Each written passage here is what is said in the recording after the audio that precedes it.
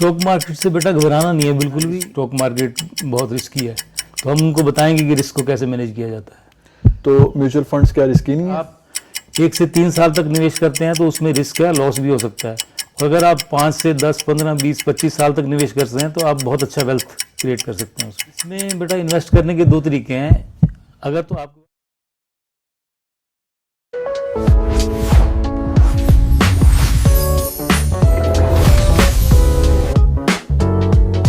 Hello दोस्तों, नमस्कार। आप सब कैसे हो? आप देख रहे हैं हमारा चैनल पिताजी से पूछो। इस चैनल की सबसे खास बात यह है कि इसमें मैं और मेरे पापा हम दोनों साथ में बैठ के कुछ इंपॉर्टेंट टॉपिक्स डिस्कस करेंगे, जैसे कि शेयर मार्केट। इस चैनल का मेन मोटिव यही है कि हम इस चैनल में सब लोगों को शेयर मार्केट से रिलेटेड अच्छी नॉलेज देंगे। ये नॉलेज सिर्फ थ्योरी नहीं है, ये मेरे पापा का काफ़ी सालों का एक्सपीरियंस है। मेरे पापा फाइनेंस बैकग्राउंड से हैं और उन्हें अप्रॉक्सीमेटली 10 ईयर्स का एक्सपीरियंस है शेयर मार्केट का। तो इस बातचीत का मेन मकसद यही है कि हम उनकी जो नॉलेज है, जो उनका इतने सालों का एक्सपीरियंस है, वो आप सब लोगों के साथ शेयर करें, ताकि जो लोग सोचते हैं कि शेयर मार्केट एक जुआ है, सट्टा है और उससे डरते हैं, तो उन लोगों को यही हम समझाना चाहते हैं कि आप सही तरीके से, प्रॉपर वे से कैसे इन्वेस्ट कर सकते हैं। तो चलो स्टार्ट करते हैं आज वेरी फर्स्ट एपिसोड ऑफ पिताजी से पूछो। Welcome to our first episode of पिताजी से पूछो। मैं बहुत एक्साइटेड हूँ आज, क्योंकि मैं फर्स्ट टाइम अपने पापा के साथ कुछ ऐसा रिकॉर्ड कर रहा हूँ। शेयर मार्केट से रिलेटेड है आज ये, और मैं चाहता हूँ कि पापा अपनी नॉलेज के बेस पे उन सब लोगों को गाइड करें कि कैसे स्टॉक मार्केट को स्टार्ट किया जाए। तो कैसा लग रहा है पापा आपको? बहुत अच्छा लग रहा है। मैं भी बहुत दिनों से सोच रहा था कि इसको शुरू किया जाए ताकि लोगों को फ़ायदा हो, जो नए लोग इसमें आना चाहते हैं उनको मोटिवेशन मिले और इस चीज़ से वो घबराए ना कि स्टॉक मार्केट बहुत रिस्की है। तो हम उनको बताएंगे कि रिस्क को कैसे मैनेज किया जाता है। तो मैं चाहता हूँ कि आप हमारे व्यूअर्स के लिए बता दें कि आपको कितना टाइम हो गया स्टॉक मार्केट में। मेरे को करीब करीब 10 साल हो गए हैं स्टॉक मार्केट। तो ये काफ़ी अच्छा एक्सपीरियंस है 10 साल। तो पापा, मेरा आपसे पहला सवाल यही है कि जैसे आजकल यंगस्टर्स अपना काम में बिजी रहते हैं और एक इनकम से आजकल घर नहीं चलता, तो कुछ ना कुछ साथ में इन्वेस्टमेंट या कोई सेकंड जॉब ज़रूर होनी चाहिए।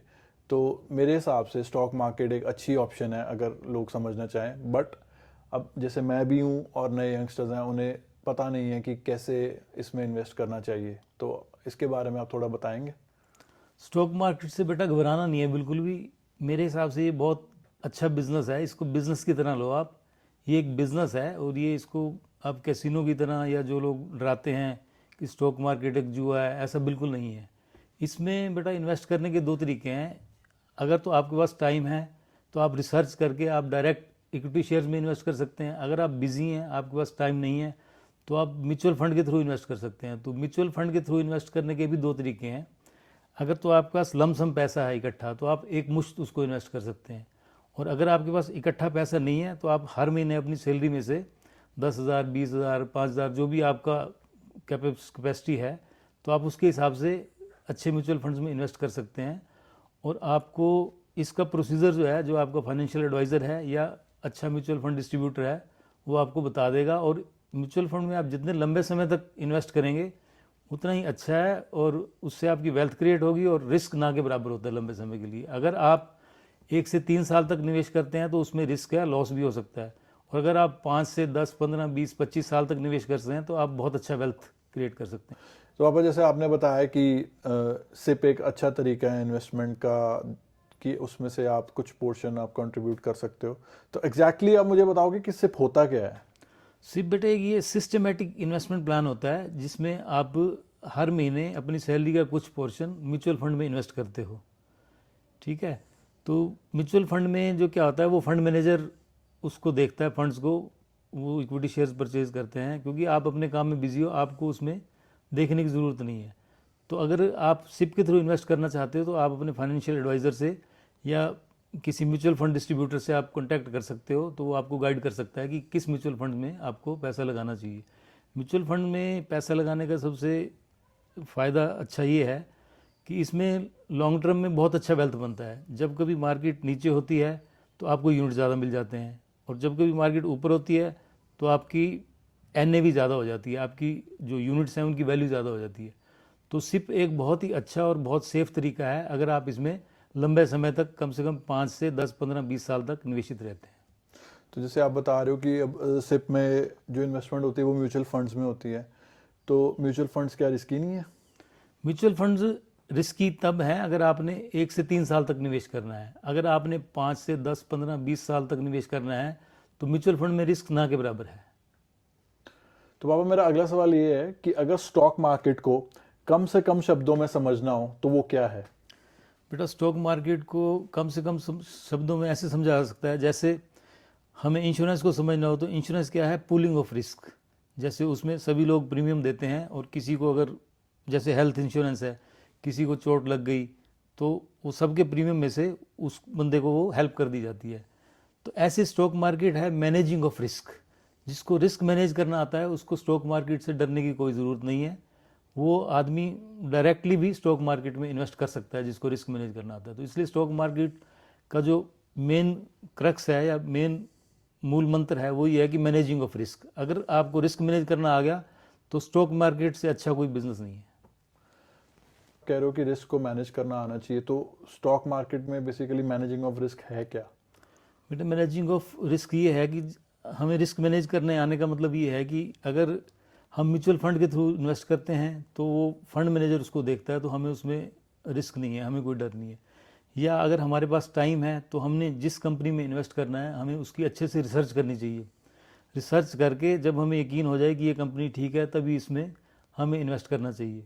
तो इस तरह से हम अपने रिस्क को मैनेज कर सकते हैं। और इसका एक फ़ायदा ये होता है कि अगर हमने अच्छे से रिसर्च की हुई है, हमें उस कंपनी पे भरोसा है, प्रमोटर पे भरोसा है, तो जब मार्केट डाउन आती है किसी वजह से तो उसका प्राइस जो है नीचे आ जाता है, कंपनी का शेयर का प्राइस नीचे आ जाता है, तो हमें घबराने की बजाय अगर हमारे पास सरप्लस मनी है तो हम उसमें और इन्वेस्ट कर सकते हैं।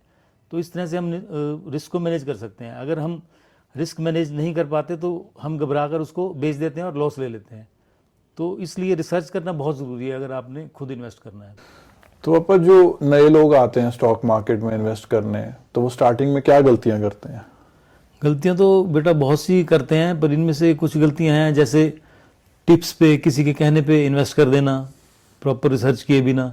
सबसे बड़ी गलती तो वही है और फिर फंस जाते हैं वो।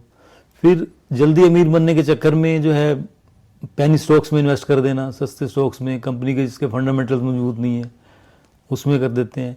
या फिर जब मार्केट जब वोलेटाइल होती है, किसी वजह से मार्केट डाउन आती है तो घबराकर अपना स्टॉक बेच देते हैं लॉस में। तो ये मेन गलतियां ये हैं, बाकी तो बहुत सारी गलतियां होती हैं स्टॉक मार्केट में। तो जब हम रिसर्च करके पूरे अच्छे से कन्विक्शन के साथ काम करते हैं तो फिर हमें डर नहीं लगता, हम घबराते नहीं हैं, और बल्कि जब हमें यकीन है कि हमारी कंपनी अच्छी है और मार्केट डाउन है तो हम उसमें और इन्वेस्ट कर सकते हैं। तो अल्टीमेटली पैसा ऐसे ही बनता है। तो बेसिकली आप कहना चाहते हैं कि अगर आपको नॉलेज है, आपकी रिसर्च है, तो आप स्टॉक मार्केट में लॉसेस कम करेंगे, नुकसान कम खाएंगे, और अगर आप किसी के कहने पे या किसी की टिप पे इन्वेस्ट कर देंगे तो आपके नुकसान होने के चांसेस थोड़े बढ़ जाते हैं। हाँ, बिल्कुल सही बात है। अगर किसी की टिप पे करते हो तो उसमें मैक्सिमम चांसेस लॉस के ही होते हैं, और अगर आप खुद की रिसर्च से करते हो तो उसमें बहुत कम चांस होते हैं लॉस के। अगर कोई आपका बैड लक ही हो तभी लॉस होता है, या कोई कंपनी के साथ कोई मिस हैपनिंग हो जाए तभी होता है, अदरवाइज इसमें लॉस नहीं होता। और आप क्योंकि खुद रिसर्च करके कर रहे हो तो आपकी कन्विक्शन होती है, तो फिर आप घबराते नहीं है उससे, और स्टॉक मार्केट को एक बिजनेस की तरह लेते हैं।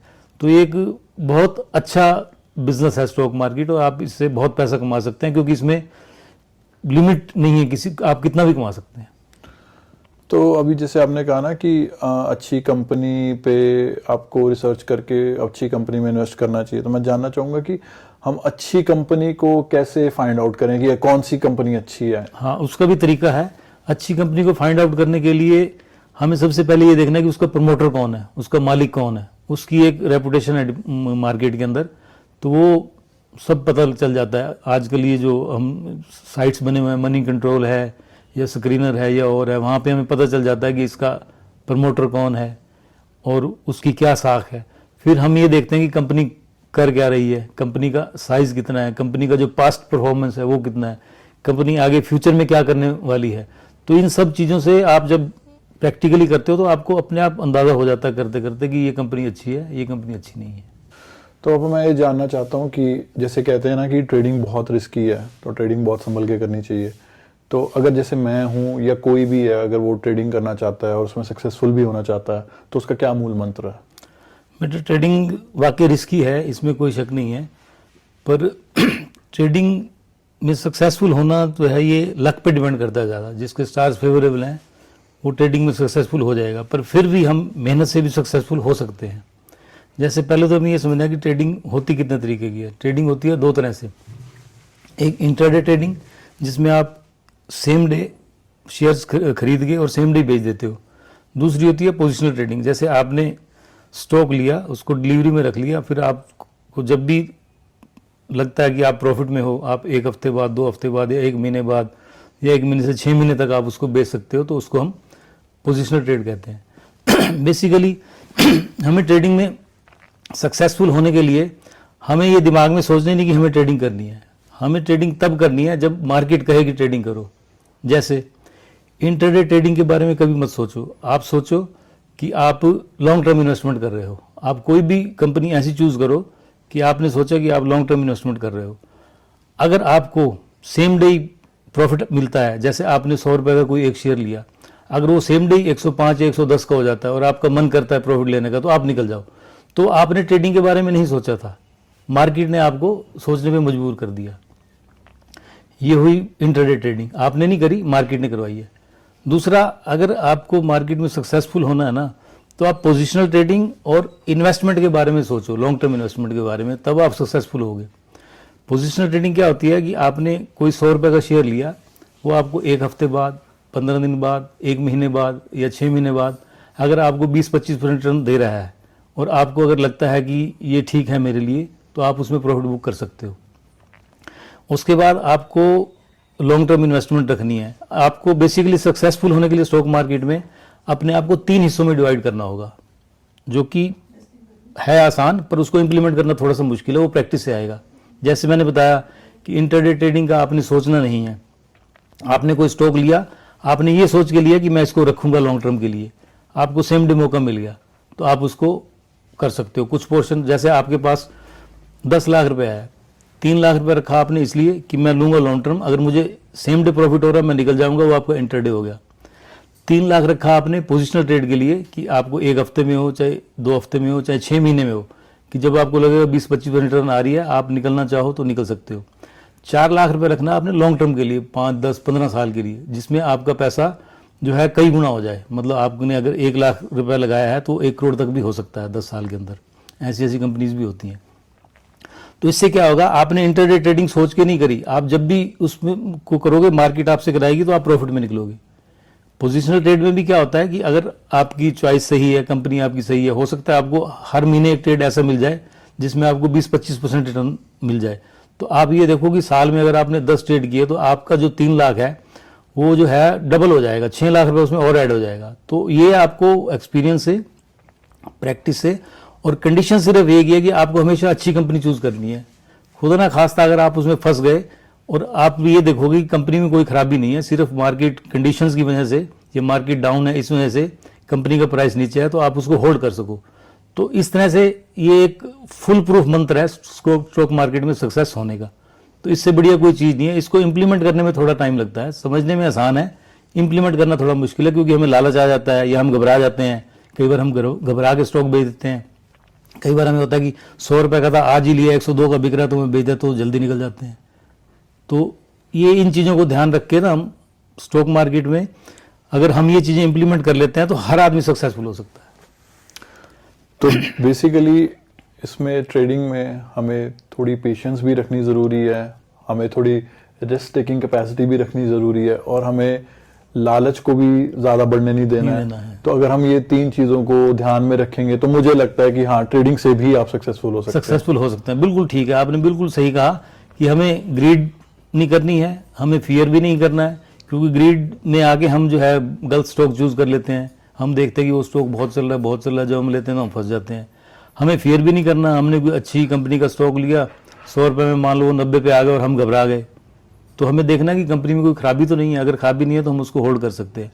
और प्लस मान लो कई बार लक फेवर नहीं करता, हमें ट्रेडिंग से इनकम नहीं आती, तो हमें अपनी लॉन्ग टर्म इन्वेस्टमेंट ऐसी रखनी चाहिए। सपोज हमने 10 साल के लिए 1 लाख रुपए किसी अच्छी कंपनी में इन्वेस्ट किया, वो आपका 20 लाख, 25 लाख, 50 लाख कुछ भी हो सकता है, और 10 साल हमने थोड़ी बहुत ट्रेडिंग भी करी, अगर हमें 5-10 लाख का लॉस भी हो गया तो हमें चिंता करने की ज़रूरत नहीं है कि जो हमारा लॉन्ग टर्म इन्वेस्टमेंट है वो वहाँ से सब रिकवर हो जाएगा। तो अगर करते करते आप ये सब सीख जाओगे। थैंक यू सो मच पापा, आज आपने जो भी हमें अपनी नॉलेज के बेस पे, एक्सपीरियंस के बेस पे समझाया मेरे को और मुझ जैसे काफ़ी लोगों को, जो लोग शेयर मार्केट से डरते हैं, जो उनको बहुत सारे डाउट्स है शेयर मार्केट के थ्रू, आई थिंक आज वो काफ़ी दूर हो गए होंगे सारे डाउट्स उनके। तो thank you so much for that. Welcome Sahil, हम आगे भी ऐसे एपिसोड करते रहेंगे जिससे कि आम लोगों को फ़ायदा हो, और शेयर मार्केट से डरने की कोई ज़रूरत नहीं है, इसको समझने की ज़रूरत है। जब आप एक बार इसको समझ लेंगे तो आपको बिल्कुल डर नहीं लगेगा, और ये एक इतना अच्छा बिजनेस है, आप में इसमें आपने ना किसी को जॉब देनी, ना किसी की जॉब करनी, आप अपने घर पे बैठ के भी कर सकते हैं, कहीं आप सफ़र में हैं वहाँ भी कर सकते हैं। तो ये एक बहुत अच्छा बिजनेस है, और जितनी ज़्यादा लोगों को नॉलेज होगी उतना वो वेल्थ क्रिएट कर पाएंगे। हे गाइस, आई होप आपको हमारा वेरी फर्स्ट एपिसोड ऑफ पिताजी से पूछो अच्छा लगा हो, और हमारा मेन मकसद इसमें यही था कि जो लोग स्टॉक मार्केट से घबराते हैं या जिन लोगों को इसके बारे में कोई नॉलेज नहीं है, उन्हें एक थोड़ी सी वैल्यूएबल नॉलेज देना। और अगर आप ये चाहते हैं कि हम स्टॉक मार्केट से रिलेटेड किसी और टॉपिक के ऊपर कुछ डिस्कशन करें, तो आप हमें कमेंट सेक्शन में बता सकते हैं। और अगर आपको हमारा ये फर्स्ट एपिसोड पसंद आया तो please like, subscribe and share. तब तक के लिए पिताजी से पूछो साइनिंग ऑफ।